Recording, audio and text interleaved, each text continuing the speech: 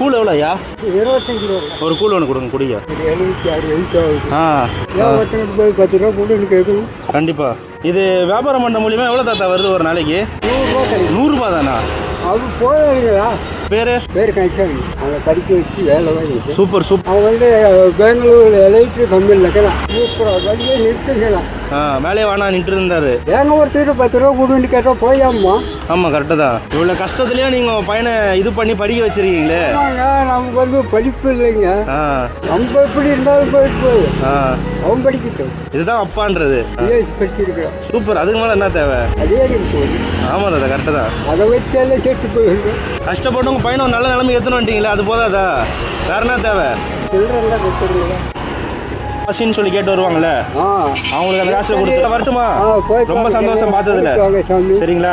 பையன் வாழ்ற மாதிரி கண்டிப்பா கண்டிப்பா தாத்தா. எனக்கு அதே போதும். ஸ்கூல் வித்து உங்க பையனை வந்து அவ்வளவு பெரிய படிப்பு படிக்க வச்சிருக்கீங்களே. ஆமா, அது எவ்வளவு பெரிய விஷயம். அது நல்ல மார்க்கு சூப்பரா இருக்கான். சரி தாத்தா வரலாம். சரி தாத்தா கண்டிப்பா. சந்தோஷமா என் பையனோட ஒன்னா நம்பர் நீ பால் அப்புறம் சொல்லு. சரி தாத்தா வரேன்.